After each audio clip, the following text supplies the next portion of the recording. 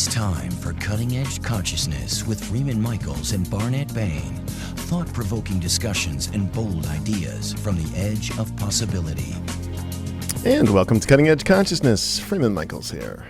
With Barnet Bain. Good moment, everyone. Good moment. I hope that you're having a good moment. Spence, I hope you're having a good moment too. Freeman, hello, everyone. These are very, very intense times. If we're willing to be in the moment and in the present tense, then we can weather them more elegantly than otherwise. But my goodness, certainly in Southern California, it is the elements are making themselves very, very present. Yeah, as they always do, but they're certainly more dramatic. I think most of the world knows the situation with Donald Sterling and the Los Angeles Clippers. There was a game recently that there was fear there would be protests and perhaps rioting based on racist remarks that Sterling made in an argument with his mistress that were taped and released to the public. And quite a thick, dense piece of emotional material for the collective, right? A lot to work out. Yes, for the collective and a mirror for to respond to in our own way, in every way. But I'm struck by something. You know, so much of the commentary has to do, and what I've heard of people in the press and interviewed and talking about, discovering what really matters and what really matters, and out of that there are things that are very beautiful and true. And what strikes me is this the awareness that matter flows most familiarly along paths of pain. It does not have to flow most familiarly along paths of pain. It can also, we can discover matter, what matters to us along paths of beauty as well. But we are more conditioned to paying attention when it comes along paths of pain. That's that very familiar life crisis. Now I know what really matters to me story. It's a very, very familiar story. It certainly does net out much that is beautiful, and we get in touch with the beauty. But we, in this case, in the Sterling matter, solutions were in appropriate levels of indignation and response, and a doubling down in people's hearts and minds of what is dignified and what the restoration of dignity, and these things are beautiful. And so it's wonderful that we can get there. But it would be wonderful if we could get to what is beautiful by going straight to what is beautiful. Well, and sometimes we can. This is, from my perspective, a very clear sort of top coming off of a lot of hurt and anger that's been repressed and suppressed, and it's the pain of separation, of course, but in this case, along lines of race and along lines of bigotry and things of that nature that is being worked out in the collective experience. Again, something that we kind of harp on in this show is, how do I own what's being reflected for me? And there's been a lot reflected for me. And can we own it with more elegance? It is what is wonderful is that it is being owned, but can we own it with more elegance, or do we have to crawl under razor wire? Right. Does it have to be a dogfight? Yes, and so I don't know.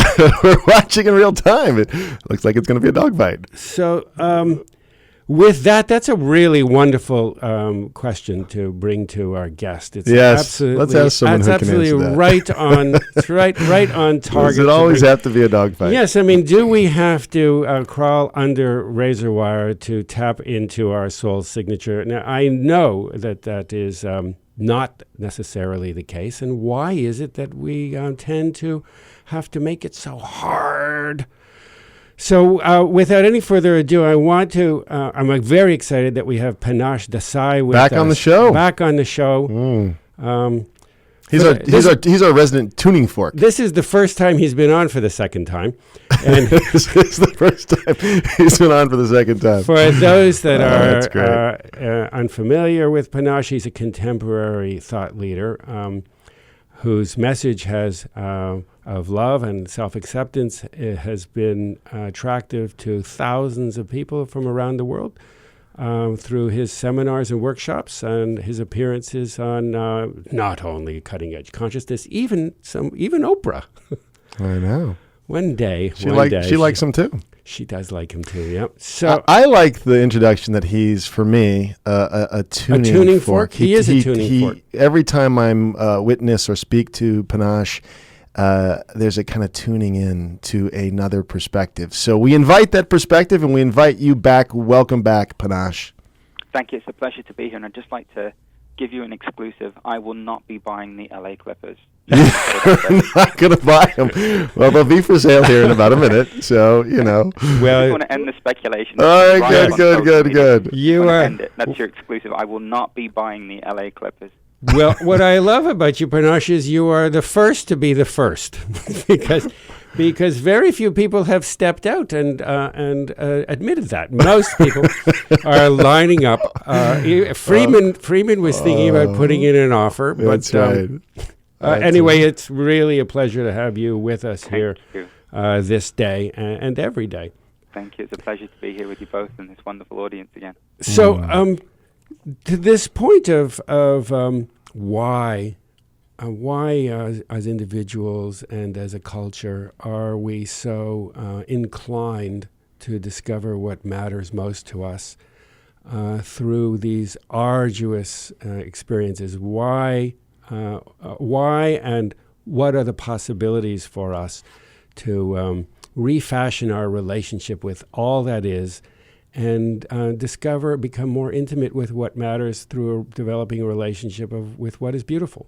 That's a fascinating question. You know, I think that ultimately the why is because we've judged ourselves so harshly, and we've compartmentalized aspects of ourselves, and you know these aspects then go on to form our shadow, and we never look at them, we never embrace them. And I'm happy to say that we're alive at a time where, you know, bigotry and racism and just these antiquated ideals are beginning to be pushed out to the surface so that they can basically be brought into the light of conscious awareness. It provides us all an opportunity to see where we are not accepting and where we are not embracing. And so, you know, life is perfectly mirroring right now this greater evolutionary impulse that's in everybody to come into the acceptance of who they are, to embrace who they are, to come into harmony with who they are. Because in that reality, separation ends. The separation that's the root cause of racism or gender bias or sexism, you know, or marriage inequality, you know, all of that ends overnight. The very second we realize that we're one, we're just in different bodies and we're experiencing reality differently, in that moment, we'll realize the greatest possibility of what it is to be human. And the energy, the frequency that, for me, Panache, you represent, and so clearly stated in what you just said. You transmit. Is grace. That there is this element of grace whereby we needn't keep creating razor wire to crawl under. That's right. You know, we're in any given moment, we have access to this eternal truth that's permeated all life since the beginning of time. And, you know, I just like to say that this eternal truth is love. And that ultimately it's available to us all, regardless of how we've lived our lives, or how society has labeled us, or how those around us have labeled us, that ultimately this truth is unshakable. And that the very second we begin to accept who we are and embrace who we are and go beyond what we've been told we are and really discover our soul signature, our own personal expression, the more we align with this love that's always lived inside of us. So we have a soul signature, the life we have been given, the life we have both been given, and it's a paradox, I guess, both been given and self-chosen at once. And I've read your book, this gorgeous book, Discovering Your Soul Signature. It's fantastic. 3-day path to purpose, passion, and joy. Yeah, it's I'm beautiful. holding it up for those who are watching this on our video podcast or YouTube. It's beautiful. it seems to me that there is a choice, a fundamental choice that we make, and that this 33-day path is an antidote to that choice, and an invitation to make a different kind of choice. And the choice we make is one of either control, and as you just said, what I heard is what keeps us, why we control, what keeps us from exploring the oneness is fear. Right. So is that accurate in your perception, that it's really fear that keeps us from making choices of love, communion, connection, and growth?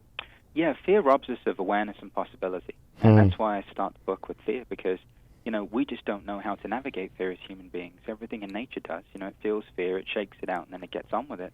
We hold on to our fear. And, as I always like to say that, our heart's desire resides beyond the fringes of our comfort zone. And what keeps us in our comfort zone is fear.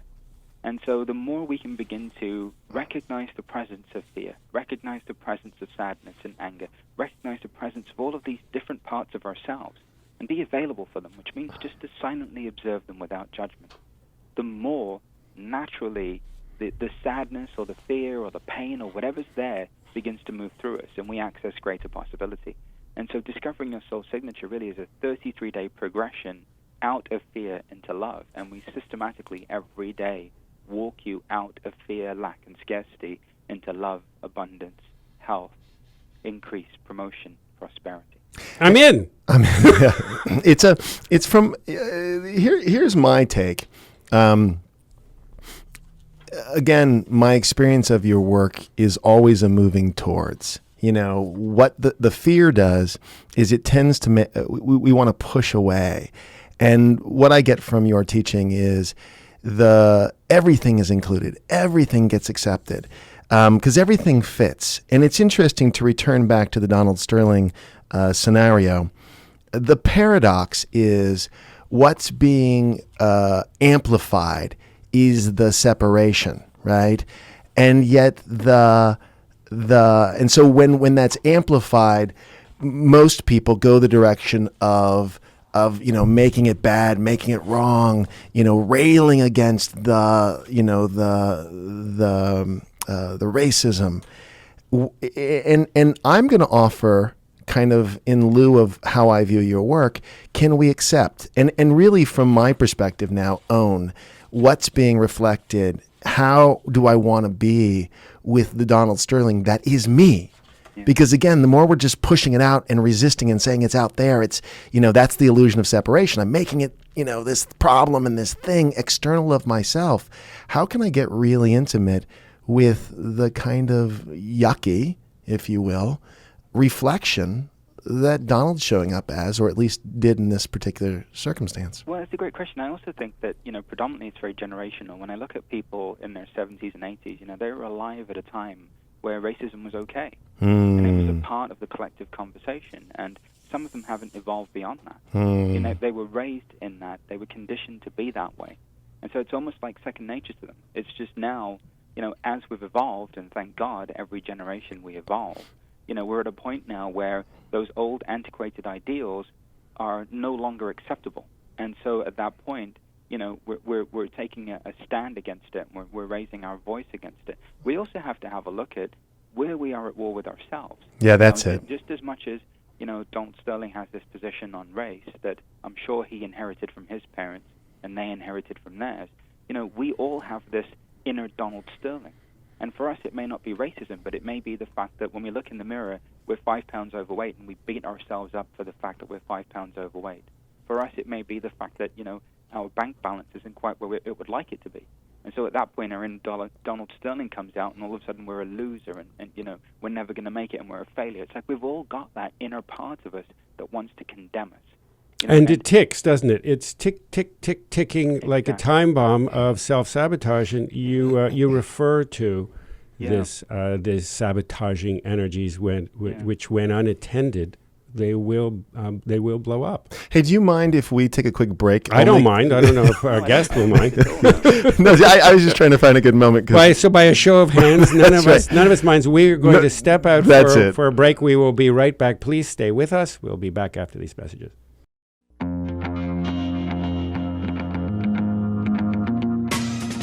Welcome back to Cutting Edge Consciousness, thought-provoking discussions and bold ideas from the edge of possibility.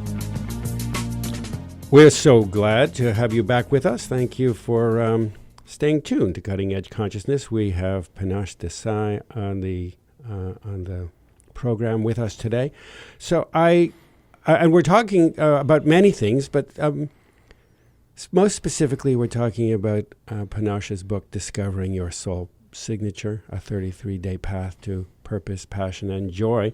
I noticed that roughly half the book, is in some sense retrospective, deals with issues not necessarily fully examined from the past. Issues to do with conditioning and issues to do with beliefs and anxieties and fears and patternings.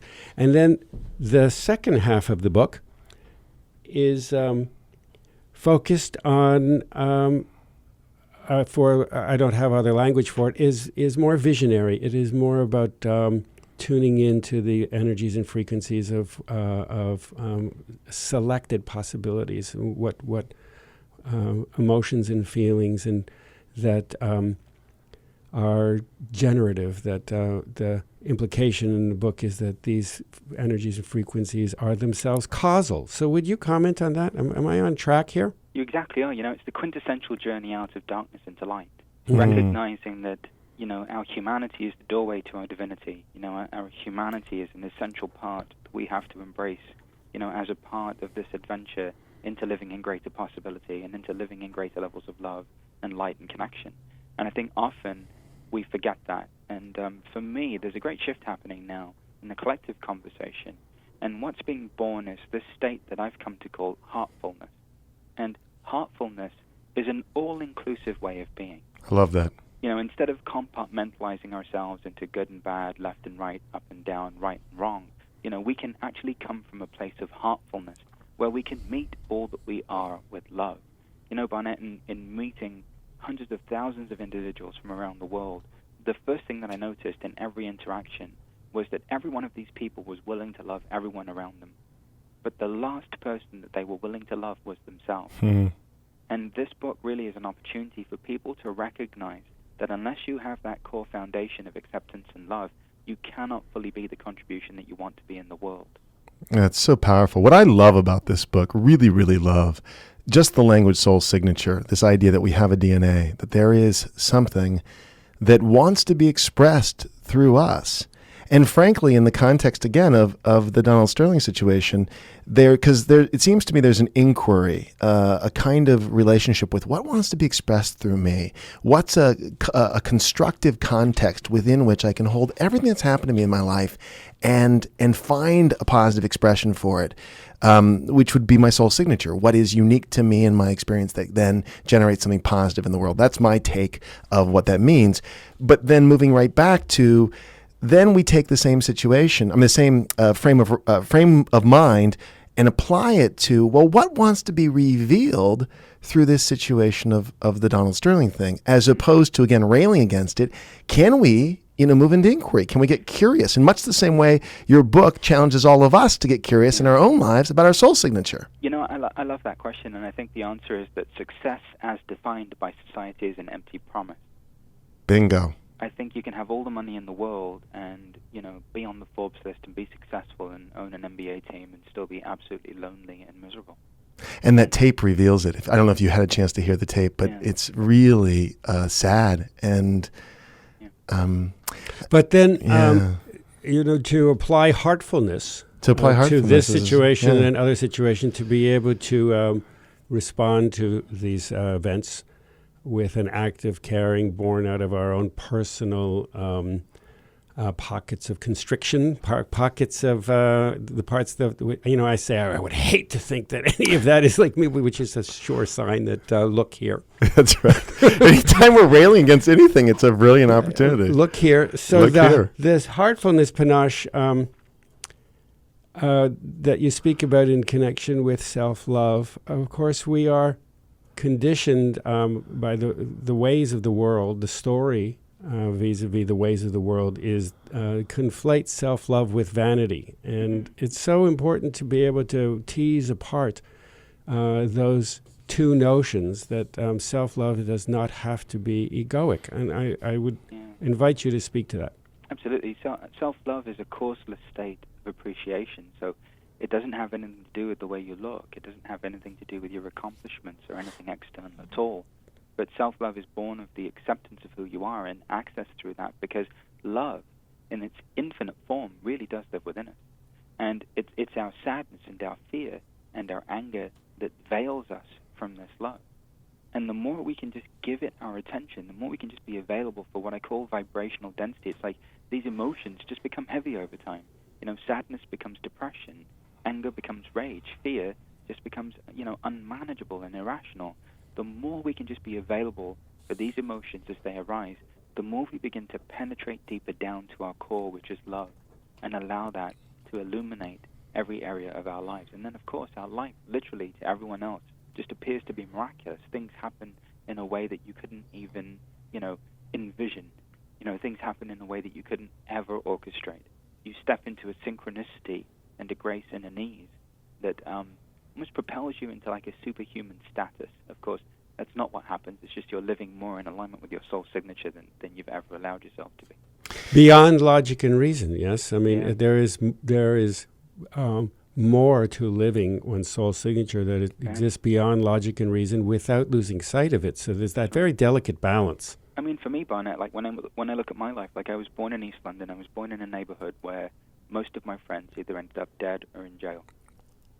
And when I look at my journey from that situation, being a first-generation immigrant with my entire family, 13 people living in one house, to sitting next to Oprah, and I look at the trajectory of that life and the probability of that life, the only reason why any of this has happened is because I've always committed to being myself, even in the midst of those times where I rebelled against spirituality, which I talk about in the book, and I was completely riddled with pain and suffering. Even in those moments, there was this light that was within me that never went out. And I believe that we all have that inside of us. And that regardless of where you were born, what your level of education is, what your socioeconomic background is, that your potential isn't determined or defined by that. That your potential actually is accessed when you can begin to embrace who you are. And at that point, it's unleashed into the world. And it's so appropriate sitting next to Oprah, because everything you just said is mirrored in her experience. I mean, she came from poverty and abuse and, by all rights, shouldn't be sitting there herself. Yeah. So, there's this beautiful reflection. And really, it's interesting because when you talk about vibrational density, again, this anger and hurt that's been collectively expressed, or rage even, of the suppression of feeling marginalized, feeling judged, feeling unaccepted, which of course we can all relate to. When we make it race relations, we say, oh, it's theirs, we try to separate out. Let's make it personal. That's what I'm trying to get to. Yeah. Mm-hmm. So the point of it is again, we take the vibrational density and own it and see that it's not, that it's ours. It's ours to own. It's not out there. No, it is not out there. Mm-hmm. Yeah. And that our experience that we think is so unique, sitting next to you is Oprah, and she's got the same experience, and the two of you are two sides of the same coin. Yeah. So there is this flowering that happens as we begin to discover and fall in love with ourselves. We begin to tap into a destiny and a life purpose that comes as gracefully as flight to an eagle. I want to just thread back for 1 second, Panache. You began to speak about emotions. Emotions are yet another kind of social, they're not really a taboo, and it's providing you stick within the range of acceptable emotions, Right. which is for men to be tough and for women to cry, but God forbid it should go the other way.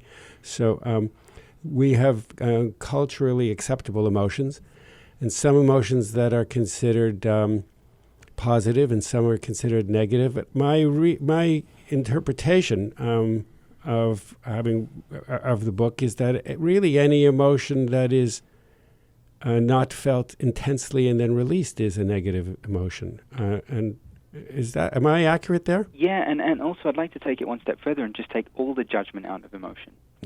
For me, it's just energy in motion, and so it just wants to flow. It wants to be expressed. I think that, the conditioning, even the conversation of positive and negative, stops us and inhibits us from really experiencing whatever's going on in each moment.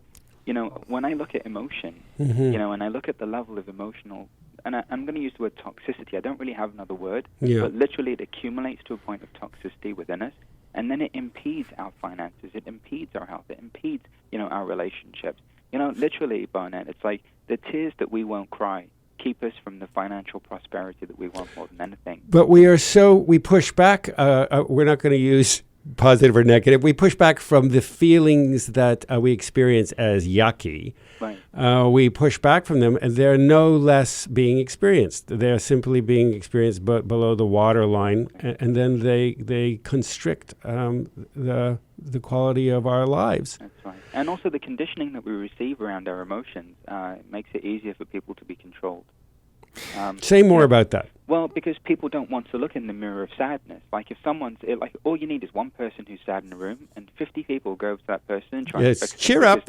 Because they don't want to look in the mirror of sadness. They don't want to see their own sadness in themselves. One of the pieces of this that I find to be a tripcord is our tendency to want to compartmentalize feelings and separate them out into separate, right? So from my perspective, mixed feelings is a natural state, right? We never just feel, sad or angry. It always involves complexity. And one of the challenges, I think, for many people, and me included, is my head and the cultural propensity to define it in this compartmentalized way. Well, I feel mad. Well, I feel mad and sad and lots of other things at one time. So part of what I think the permission that you grant in allowing feelings to come up is that anything goes, which is so liberating when everyone's asking us to define the emotion, right? Yeah. And that's the transition out of mindfulness, which is a level of mental awareness of what's going on, to heartfulness, which is just an inclusiveness. It's like I don't need to understand what's going on. I just need to be available to experience it. To observe oneself without judgment is the highest form of spiritual practice there is. And what is the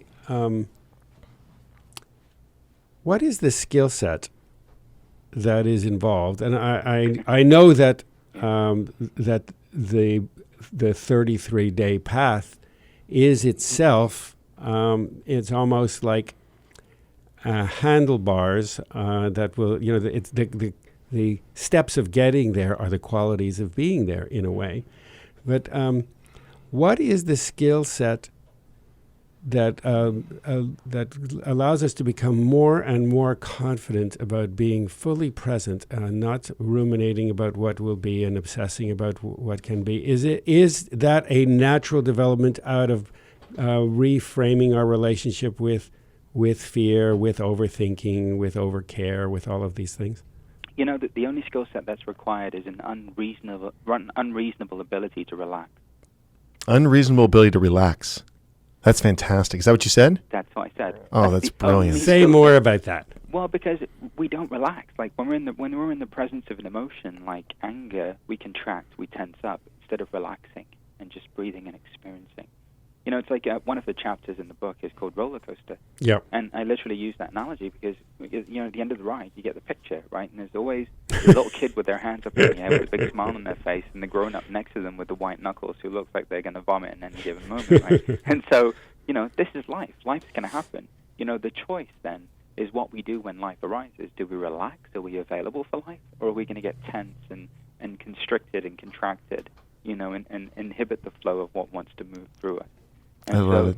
that's what arises. The skill set that's required is an unreasonable ability to relax. Relax. Nothing is under control. So the resistance to that is habitual, isn't it? Yeah. Well, we're back to control. I was just said relax because nothing is under control.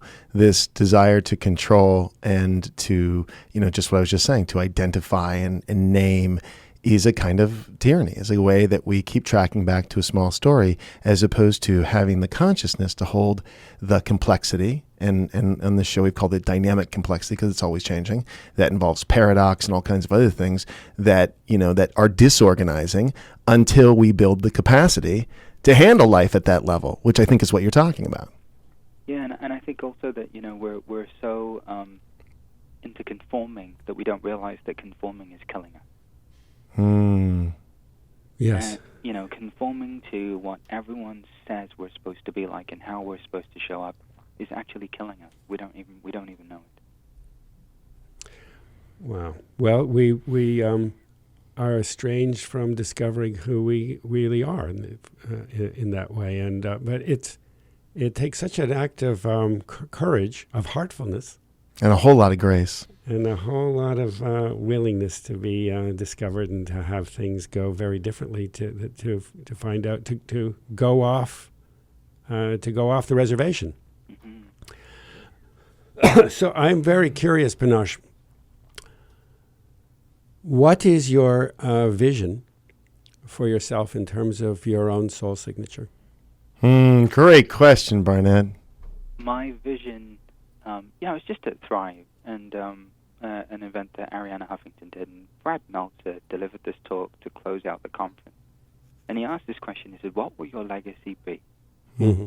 What will your legacy be? And that question really stuck with me, and the only thing that I could come up with was just love. Love. That's it. I would like my legacy to be love, regardless of the form, regardless of what it looks like.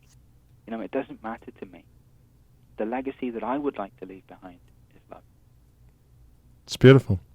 And the tuning part for me, to project this onto you, is I just see you as someone who can help tune people into a frequency wherein, they're not so bound by these small story, definitions and limitations of who they are, that they really can, through you holding that space, see and tap into this deeper truth and feel more at ease and feel more grace.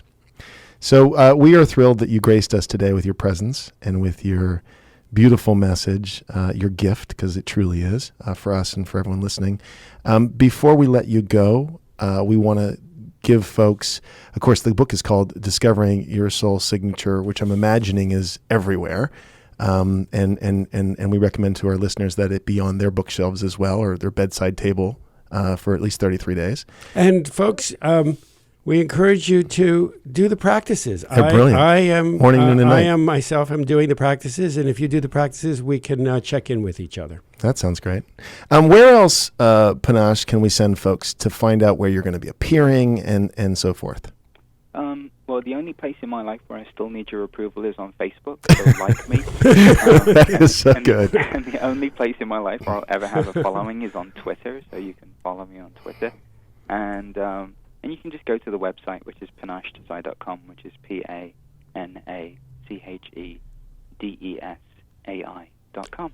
That's super. And you will also be able, listeners, to find that on our Cutting Edge Consciousness site. So we are going to take another break for some commercial messages, and we'll be back in a moment. Before we leave, Panache, would you stay on the line for 1 minute while we take these messages? Absolutely. We'll be right back, folks. Thank you.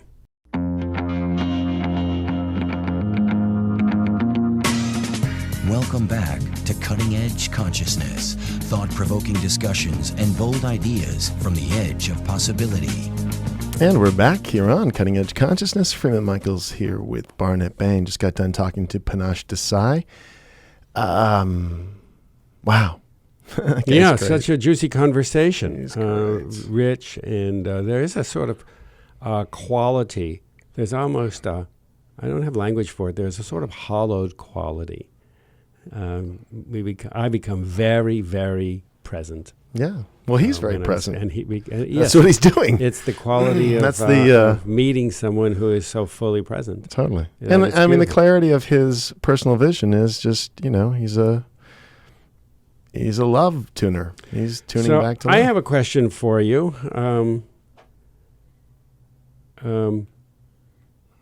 Possibly a slight change of direction, but I think it'll come back to this topic very quickly. Sandy was away at a retreat for a few days, and she came back and she had some, as a result of this contemplative experience, she had some very interesting questions to pose to me, and I'm going to share one with you. Oh, please. She said, I wrote it down. What would you feel that death will let you off the hook of? If anything. I'm going to give an answer. Yeah. Nothing. I don't, I'm really intimate right now with death because, as you know, I just came back from a funeral of a guy who's a year older than me, someone I've known since I was a young man. Younger than a young man, I was a boy when I met him. And he passed away very suddenly in a very peculiar way, just a very odd disease that he caught and died rapidly, an infection. And it's so interesting because the ponderance of what is this thing, this death? Like, what just happened? And I just believe that we're not these bodies, and so it's interesting having Panache because the idea of a soul signature, if there's something that wants to be expressed through us, and the idea of many lifetimes, like, look, if it happens this lifetime, fine. If it takes a few lifetimes, whatever. It's not really, this idea, this over-responsibility that I have to effort and fix and achieve it. Not really. It's going to come through me. If I can really open up and allow, then it plays out, The success is not so limited to such a small menu. Success is something that really is about attuning to a deeper truth. And, I'll get what I can in this lifetime, and then the rest will be whenever it is, And the idea of legacy, which is interesting too, because he spoke about inheritance, that we inherit belief structures and ideas. I see a through line, a thread of a sort of healing, if you will, of a legacy from my father, my grandfather, the part of me that is them that feels fractured. To the degree I can love it and own it and accept it and evolve it, because it isn't evolving, I'm taking you'd call it a bloodline, but maybe it's just a frequency line, and evolving it. And so I even look to Antonio and say, well, he's going to evolve this too.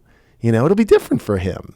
And some of the burden and challenge will shift because he's evolving, right? So when you, let me rephrase that. Are you aware in the moment of when you have certain conditioned thoughts or feelings? Are you aware that they are not yours? Sometimes. Sometimes. I can be very identified with the storyline, if you will, that I inherited about who I am, what's possible, and how the world works. And in those moments, no, I'm not. And in other moments, I go, this isn't about me. Or it is in the sense that I've inherited, but I'm really willing to evolve beyond it. You and I've been quite worked over the last I was going to go days. there. I've been really worked.